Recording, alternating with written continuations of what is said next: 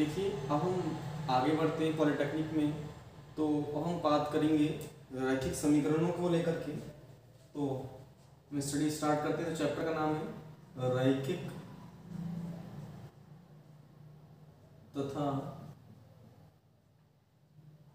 द्विघात समीकरण। तो ये चैप्टर है रैखिक तथा द्विघात समीकरण। इंग्लिश में से कहेंगे, रैखिक को इंग्लिश में लीनियर बोलते हैं, लीनियर, एंड द्विघात को बोलेंगे क्वाड्रेटिक इक्वेशंस। ये इक्वेशन दोनों चलेगा। तो ये जो चैप्टर है पॉलिटेक्निक में, ये बहुत इंपॉर्टेंट रहता है। हम लोग टॉपिक वाइज चलेंगे, स्टेप बाय स्टेप चलेंगे, तब अच्छा रहेगा। ये पॉलिटेक्निक ही नहीं, बहुत सारे एग्जाम्स में काम का है, और ये 8th क्लास की नॉलेज से स्टार्ट होता है। तो रैखिक समीकरण की अगर हम बात करें तो वो क्या होती है, तो रैखिक का मतलब साफ साफ आप लोग देख रहे हैं कि रैखिक मीन्स है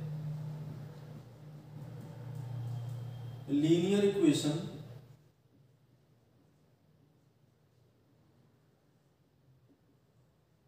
तो लीनियर इक्वेशंस या इक्वेशन।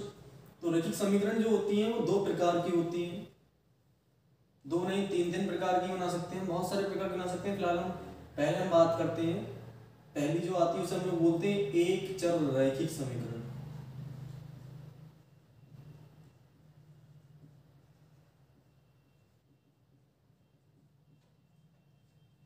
वन लीनियर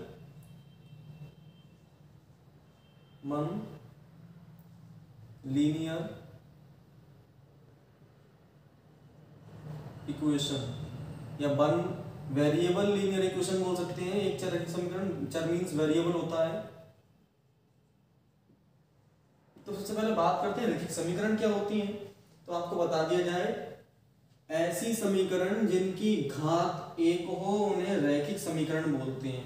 आप जानते हैं, हमने आपको बताया कि घात का मतलब होता है पावर, और जिसकी पावर 1 हो उसे हम लोग क्या बोलेंगे, रैखिक समीकरण कहेंगे।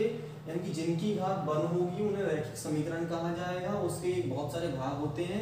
एक है एक चर रैखिक समीकरण, यानी कि ऐसी समीकरण जिसमें एक ही चर हो, यानी कि एक ही वेरिएबल हो। और रैखिक समीकरण का मतलब है जिसकी घात एक। उदाहरण के लिए आप ये देख लीजिए, ये लिखा मैंने ax, इसका जो स्टैंडर्ड फॉर्म है, मानक रूप है, वो है ax plus B equals to 0। ये इसका मानक रूप है, स्टैंडर्ड फॉर्म है। अब इस तरह की समीकरण बन सकती है, मान लीजिए 5x प्लस 11 या 1 बराबर 0। आपने पढ़ा हुआ x प्लस 3 बराबर 0, 31, 3, 11। इस प्रकार से ये सब क्या हो, एक चर रैखिक समीकरण होगी, में एक ही चर आ रहा है। भाई y प्लस 9 भी ले सकते हैं, 19, 191 भी ले सकते हैं। इस प्रकार से ये हुए सब एक चर रैखिक समीकरण, यानी कि जिसमें सिर्फ एक ही चर हो उसे हम लोग बोलते हैं एक चर रैखिक समीकरण। एक चर समीकरण उसे बोलते हैं इसमें एक ही चर हो, और रैखिक समीकरण बोलते हैं इसकी घात एक हो। तो दोनों को मिला देंगे तो एक चर रैखिक समीकरण का मतलब जिसमें एक ही चर हो और उसकी घात भी एक हो, तो वो आपकी हो गई एक चर रैखिक समीकरण। फिर सेकंड आता है द्विचर रैखिक समीकरण। द्विचर रैखिक समीकरण, अगर आपको इसके बहुत अच्छी तरह सवाल सीखने हो तो हमने 9th क्लास की वीडियो बनाई है। तो 9th क्लास में एक्सरसाइज मिलेगी आपको 2.1, 2.2, 2.3 बाकायदा अपलोड भी कर दिए हमने। तो वो वीडियोस आप देख सकते हैं। उन वीडियोस में सब कुछ क्लियर किया गया है, मतलब सवाल उसमें अच्छी तरह समझाए गए हैं। यहाँ पे इतना डिटेल से समझा रहे हैं, वहाँ पे सिर्फ सवाल समझाए गए हैं।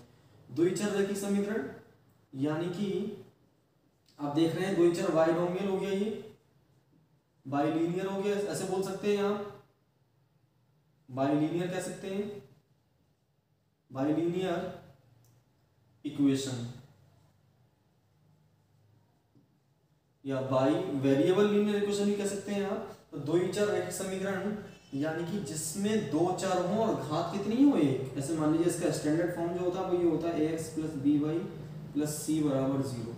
और इसे लिखेंगे तो मान लीजिए 5x प्लस 3y प्लस 9 बराबर 0, या 119 या 191, 13 या 131, 15 या 151 या 1151। तो इस प्रकार से ये सब क्या क्वालिटी बन जाएगी आपकी, दो ही चर, दो चर है लेकिन घात एक है, जरूरी नहीं एक्स बाई हो, बाई जेड भी हो सकता है। देखिए इस तरह से भी तो हो सकता है 51 वाई प्लस 91 जेड या 191 जेड या 1191 जेड इक्वल्स कुछ भी हो सकता है। इक्वल्स भी लिख सकते हैं, जीरो जरूरी नहीं है, प्लस करके लिखो माइनस करके लिखो।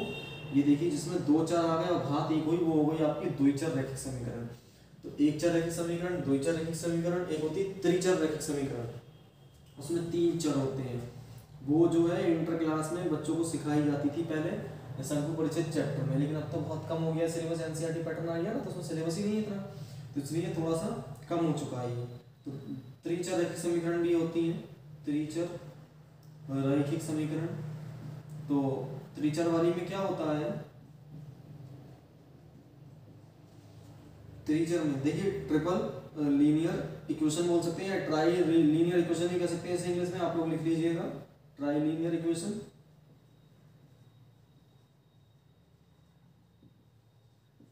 तो इसमें क्या होता है, तीन चर होते हैं, इसका स्टैंडर्ड फॉर्म है ax plus B Y plus C Z plus D equals to 0। इस प्रकार से x बाई जेड आएगा, मान लीजिए 5x plus 9y plus 13z plus 11 या 111 कुछ भी मान लीजिए, कुछ भी जोड़ दीजिए, इस तरह से कुछ भी कर दीजिए, कोई फर्क नहीं पड़ता। यहाँ पर 5 कुछ भी करो इक्वल्स टू 0, एक लिखो दो लिखो, कितनी बड़ी संख्या लिख दो कोई फर्क नहीं पड़ेगा। ये आपकी कहलाएगी लीनियर इक्वेशन क्वालिटियाँ।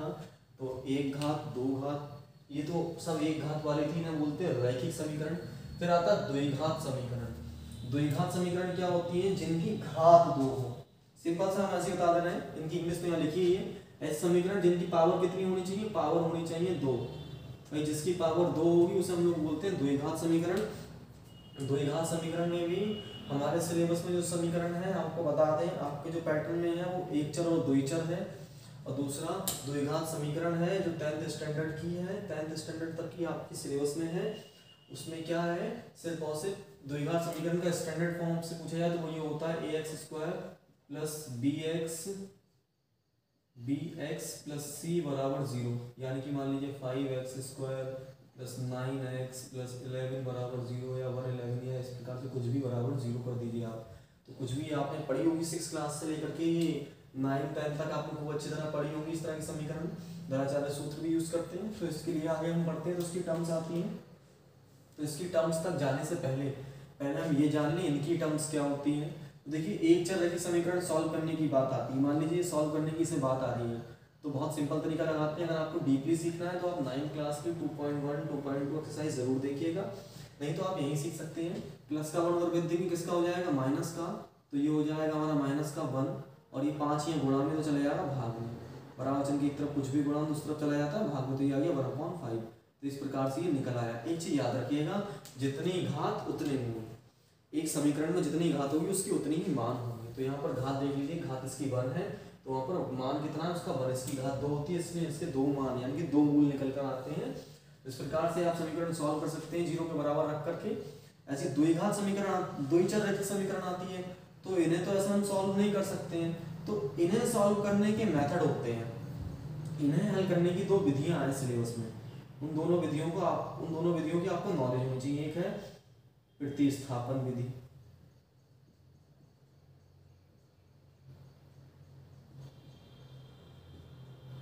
जिसे हम लोग बोलते हैं सब्स्टिट्यूशन मेथड।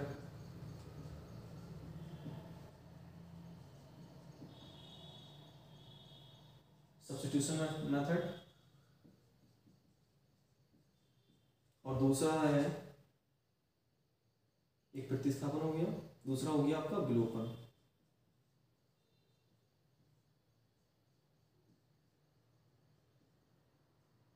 जिसे हम लोग बोलते हैं एलिमिनेटिंग मेथड या एलिमिनेशन मेथड। एलिमिनेटिंग भी कह सकते हैं, एलिमिनेशन भी कह सकते हैं मेथड। तो ये 2 मेथड आपके सिलेबस में है।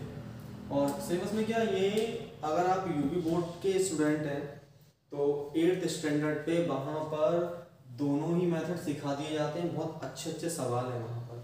और यदि आप नहीं भी है तो भी कोई घबराने की बात नहीं है, ये 10th क्लास में एनसीईआरटी पैटर्न में सिखाया जाता है। जो वहाँ यूपी बोर्ड में 8th को सिखाया जा रहा है वो एनसीईआरटी पैटर्न में, इंग्लिश मीडियम पैटर्न के हिसाब से जो इस समय सिलेबस चल रहा है यूपी बोर्ड का, उसमें ये 10th क्लास में सिखाया जाता है। और इसमें कोई भी घबराने की ज़रूरत नहीं है, बस ये दो मेथड लगाने होते हैं। तो प्रतिस्थापन मेथड और विलोपन मेथड है क्या? देखिए प्रतिस्थापन मेथड में क्या होता है, ध्यान से अगर हम आपको बताएं तो ध्यान से देखिएगा। मैं यहाँ पर प्रतिस्थापन मेथड को मैं यहाँ सॉल्व कर दे रहा हूँ। मान लीजिए ये लिखा है x प्लस वाई बराबर 1 और ये लिखा है x माइनस वाई बराबर 3। तो इस तरह से ये इक्वेशन नंबर 1 बना दे रहा हूँ, ये इक्वेशन नंबर 2 है ना। वो हमसे बोलेंगे कि x और y के मान ज्ञात कीजिए आप। तो x और y के मान कैसे निकालेंगे? तो एक को मान लेंगे फर्स्ट, एक को मान लेंगे सेकंड। एक रास्ता ये है, वरना हम लोग क्या काम कर देंगे, यहाँ पर देख रहे हैं ये इक्वेशन नंबर फर्स्ट है। अब यहाँ प्रॉब्लम क्या है, दोनों समीकरण में एक सी दिख रही है नहीं है, क्योंकि यहाँ x प्लस वाई है, x माइनस वाई, चार एक से हैं। तो आपको जब भी सवाल सॉल्व करना होगा तो प्रतिस्थापन का मतलब विस्थापित करना, एक मान को विस्थापित करके दूसरा मान निकालना होगा। क्योंकि आप सवाल में सदैव याद रखिए एक ही मान निकाल सकते हैं पहली बार में, तो पूरी समीकरण एक ही फॉर्म में होनी चाहिए। दो दो फॉर्म में है, यहाँ पर दो दो फॉर्म में नहीं चलेगी। तो या तो इस प्लस के वाई को उधर भेज दीजिए, माइनस का हो जाएगा, या प्लस के एक्स को उधर भेज दीजिए। और बेस्ट ये रहता है कि माइनस वाले को सॉल्व करें। तो यानी कि हमने समीकरण नंबर सेकंड ना बना करके क्या काम कर देंगे, ये माइनस का वाई उधर भेज देंगे। तो एक्स बराबर हो जाएगा 3 प्लस वाई, माइनस का वाई उठ के इधर आएगा, प्लस का हो जाएगा। ये होगी क्वेश्चन नंबर 2। अब देखिए समीकरण 2 का मान समीकरण नंबर 1 में रख दीजिए। जैसे समीकरण नंबर 1 में रखेंगे तो एक्स का मान कितना है, एक्स का मान आया 3 प्लस वाई, वहाँ पहले से एक वाई है, इक्वल्स कितना है आपका 1। तो देखिए 3 प्लस का उठ के उधर जाएगा, माइनस का हो जाएगा, वाई और वाई हो गया 2y। 3 प्लस का उठ के उधर गया, माइनस का हो गया, ये हो गया 1 माइनस 3 यानी कि 2 आ गया माइनस का। 2 से 2 कट गया, बराबर से दोनों तरफ चीजें कट जाएंगी। तो आप देख रहे हैं y बराबर कितना आ गया आपका माइनस का 1। तो y बराबर माइनस 1 आया, इस माइनस के 1 को यहाँ लगा दीजिए। जो आपका मान निकल के आएगा वो इसमें या इसमें किसी भी समीकरण में लगा दीजिए, मान दूसरे का निकल आएगा। तो माइनस का 1 यहाँ लगा देंगे, तो यहाँ से 3 में से एक जगह कितना बचेगा, x का मान 2 आ जाएगा। तो इस प्रकार से आपने देखा कि y का मान -1 आया और x का मान 2 आ गया। ये थी प्रतिस्थापन विधि। तो ये तो बहुत सिंपल थी, बहुत सिंपल तरीके से मैंने बहुत ही इजी एग्जाम्पल से आपको समझाया। लेकिन ये तो आप 10th क्लास से अगर पढ़ रहे होंगे तो आपको आ गई होगी। फिलहाल यदि टफ क्वेश्चन आएंगे तब ये थोड़ा सा लेंथी हो जाता है। अब विलोपन मेथड देखिए, एलिमिनेटिंग मेथड के तो सेम उसी सवाल को मैं एलिमिनेट, दोनों मेथड से हम एक ही आंसर निकाल सकते हैं। और एक ही नहीं, तीन है आपके सिलेबस में मेथड, 3 मेथड होते हैं सॉल्व करने के, दो ही चार रैखिक समीकरण सॉल्व करने की। एक और होता है उसे हम लोग बोलते हैं वज्र गुणन, क्रॉस इनटू, या क्रॉस मल्टीप्लिकेशन भी कह सकते हैं। अच्छा देखिए इनटू बोलना थोड़ा इजी रहेगा, थोड़ा टर्म्स अपनाना करिए इनटू वाले तरीके। तो वज्र गुणन भी है आपके सिलेबस में, तो वज्र गुणन भी मैं सिखाता हूँ। उससे पहले हम अभी जरा विलोपन की बात कर रहे थे। तो विलोपन में क्या करेंगे, अगर विलोपन आ गया तो हम विलोपन के लिए क्या करेंगे, बहुत सिंपल तरीका लगाएंगे। देखिए समीकरण नंबर ये हुई y x प्लस वाई बराबर 1 था और ये x माइनस वाई बराबर 3 था। समीकरण नंबर 1, समीकरण नंबर 2 याद रखिएगा। बहुत सारी क्वेश्चन में, बहुत सारी इक्वेशन में एक ही रूल लगेगा, विपरीत साइन वाली जुड़ जाती है। और अब यानी कि समझ लीजिए विपरीत साइन यानी कि अपोजिट साइन वाली समीकरण जुड़ेंगी और सेम साइन वाली घटेंगी। तो यहाँ पर क्या अपोजिट साइन है, इसलिए इन्हें जोड़ दीजिए। तो ये माइनस का वाई प्लस का वाई कैंसिल हो गया, x और x कितना हो गया 2x, 1 और 3 ऐड करा ना 4 हो गया। तो 2 दूनी 4, तो x बराबर कितना आ गया 2। इस x के मान को किसी भी समीकरण में लगा दो, y का मान निकाल दो। और मान लो x का मान मैंने यहाँ लगाया प्लस का 2 उधर बेतुम का हो जाएगा, माइनस का तो -2 में से 1 चला जाएगा, कितना हो जाएगा y बराबर -1। तो y बराबर -1 आ गया। ये वाले सवाल इस तरह से करते थे। देखो ना, आपने देखा विलोपन विधि कितनी इजी है और प्रतिस्थापन कितनी टफ है। तो सबसे इजी जो विधि है वो विलोपन ही है। लेकिन कुछ सवाल ऐसे आते हैं जहाँ पर आपका दिमाग घूम जाएगा, विलोपन काम नहीं करेगी, और जहाँ सिर्फ प्रतिस्थापन ही काम करेगी। और कुछ ऐसे होंगे जहाँ प्रतिस्थापन काम नहीं करेगी, विलोपन ही काम करेगी। बेस्ट देखो ना, यहाँ प्रतिस्थापन काम तो करेंगे लेकिन टफ हो जाएगा थोड़ा सा। ऐसे यहाँ प्रतिस्थापन थोड़ा टाइम लगा रही है, विलोपन इतना ईजी कर दे रही है। ऐसे ही वज्रगुणन मेथड है, वज्रगुणन से भी निकल आता है। वज्रगुणन मेथड क्या है, उसमें आपको मानक समीकरण, इसका फॉर्मूला होता है, मैं सीधे इसका फॉर्मूला लिख दूंगा। तो फॉर्मूला तभी लिख पाएंगे, मैं सीधे फॉर्मूला लिख दे रहा हूँ। लेकिन फॉर्मूला लिखने से पहले मैं आपको इसकी टर्म्स बता देता हूँ कि टर्म्स होती क्या है इसकी। आप जानते हैं द्विचर रैखिक समीकरण का स्टैंडर्ड फॉर्म क्या है, ax plus by plus c। तो इसकी द्विचर रैखिक समीकरण है, तो समीकरण तो सदैव 2 होंगी, तभी तो आप सॉल्व कर पाएंगे एक साथ। तो मैं बना दे रहा हूँ a1x plus b1y plus c1 बराबर 0 और a2x plus b2y plus c2 बराबर 0। जब भी समीकरण आई उसे आप इस तरह से दो हिस्से मान लेंगे और उसके बाद 0 के बराबर ही रखेंगे। ये बात आपको याद रखनी है। चाहे यहाँ माइनस प्लस कुछ भी साइन है उससे कोई फर्क नहीं पड़ता, लेकिन स्टैंडर्ड फॉर्म ये रहेगी। अब आपको क्या काम करना है, बस एक्स फॉर्म ले लीजिए, ले लिया एक्स फॉर्म है ना, तो एक्स फॉर्म छोड़ दीजिए, एक्स ले लिया आपने छोड़ दीजिए, तो क्या हो जाएगा b1c2 माइनस b2c1। बहुत सिंपल तरीके से हम आपको लेकर चल रहे हैं, बहुत ही इजी तरीके से। देखिएगा हमें x की वैल्यू चाहिए तो x वाला पोर्शन छोड़ दीजिए, तो क्या कर देंगे b1c2 माइनस b2c1। फिर हमें y की पोर्शन चाहिए तो y वाला हिस्सा भूल जाइए, तो क्या हो जाएगा a1c2 माइनस a1c2, ये वाला छोड़ देंगे y नहीं आएगा तो a1c2 माइनस a2c1, ये हो गया आपका a2c1। ऐसे ही आपका आगे बढ़ेंगे तो ध्यान से देखिएगा, अगर हम आगे प्रोसेस इसका बढ़ाना है ध्यान से देखिए क्या कर देंगे हम इसमें। अब ये वाला कांस्टेंट लेंगे, कांस्टेंट को हम लिखेंगे क्योंकि कांस्टेंट दोनों के फिक्स नहीं, तो उनका कॉमन चर खींचेंगे। इनका कॉमन चर क्या था, x था, इनका कॉमन चर y, इनका कॉमन चर है ही नहीं, तो कॉमन नंबर तो खींच सकते हैं। कॉमन नंबर होता है 1, तो 1 ले लिया, 1 सदैव 1 लीजिएगा 1। अब इसे भूल जाइए, क्या करेंगे a1b2 minus a2b1, a1b2 minus a2b1। तो ये बहुत सरल तरीका है, इस तरीके से भी आप सवाल को कर सकते हैं। किसी भी सवाल को 3 मेथड हैं। और देखिए अगर आप 10th क्लास के बच्चे होते हैं, एनसीईआरटी पैटर्न पढ़ रहे होते तो वहाँ पर आपका पाबंदी लग जाती है। पाबंदी क्या लगती है, वहाँ लिख कर आया था सवाल में प्रतिस्थापन विधि से ही कीजिए, तो आपको उसी से करना चाहिए। कितना टफ है कितना ईजी है, वहाँ लिख कर आया इससे कीजिए या इससे कीजिए, तो आप फंस गए। करना तो करना है, लेकिन यहाँ आपके घर की खेती है, सिर्फ टिक ही तो लगाना होता है कॉम्पिटिटिव एग्जाम्स में, तो आप सिर्फ टिक कर दीजिए। और ये बात याद रख लीजिए, जो ये वीडियो बनाई जा रही है ये बेसिक कॉन्सेप्ट क्लियर करने के लिए बनाई जा रही है। इसके बिना आप एक भी सवाल नहीं कर पाएंगे, चाहे आप किसी भी क्लास के स्टूडेंट हो, जरूरी नहीं आप पॉलिटेक्निक के हों। ये बेसिक स्टैंडर्ड है, बेसिक स्टैंडर्ड आपको आना चाहिए। यही है जो 8th क्लास से स्टार्टिंग होता है। और ये जितना भी मैं सिखा रहा हूँ, अभी जितना सिखाया है सब 8th का है।